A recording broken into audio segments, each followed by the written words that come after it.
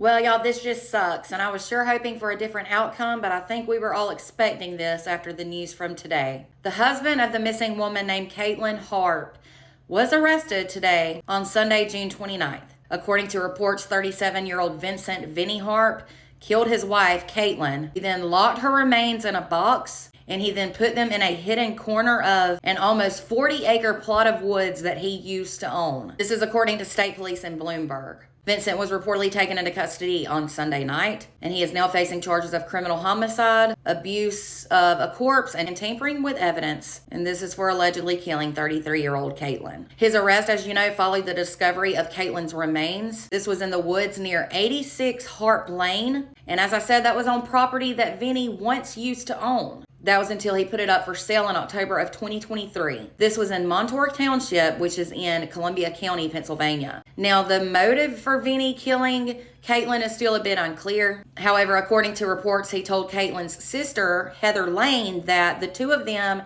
had gotten into an argument before she allegedly disappeared. And that was shortly before she went missing about 10 days ago. Authorities started to look at the husband, though, as a suspect after they started to interview and gather evidence and look at videos, as well as reviewing cell phone location records. They also reportedly found what they thought to be human blood on a UTV that he sold in the days following Katlyn's disappearance. He was doing all the things to make himself look guilty. According to reports, Katlyn's sister called the local police department on June 20th, and that was to check on her sister after her sister had not contacted her or responded to her that day, which was said to be really out of the ordinary because the sisters were super close. The family then found out she had disappeared, and they immediately started to look for her. It was said throughout the investigation Vinny's stories were inconsistent, and he kept changing details of his movements around the time of her disappearance. Police also reportedly looked into Vinny's cell phone location data, and it showed that he traveled about an hour west on the morning of June 20th,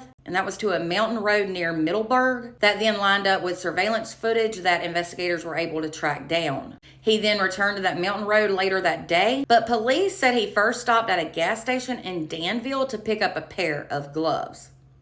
Yeah, he's guilty. Then the next day on June 21st, his cell phone put him in the area of Harp Lane, which is where her remains were found today. The metal box her remains were found in was just like the one Vinny used to keep on the back of his truck. Like, he is not a clever criminal at all, which is good, so that justice can be served. The district judge reportedly arraigned him just after 7 p.m. tonight and denied him bail, and he is due back in court on July 14th. This sucks, and it's definitely not the outcome anybody wanted, but I'm pretty sure we all expected this. My prayers are with all of her loved ones. Now police need to go back and investigate the death of Vinny's first wife, who died very mysteriously at a young age. I bet he was responsible for that one too, and he got away with it once and thought he could again. Let me know your thoughts in the comments. For more true crime, be sure to follow. And if you're over on YouTube, make sure you subscribe.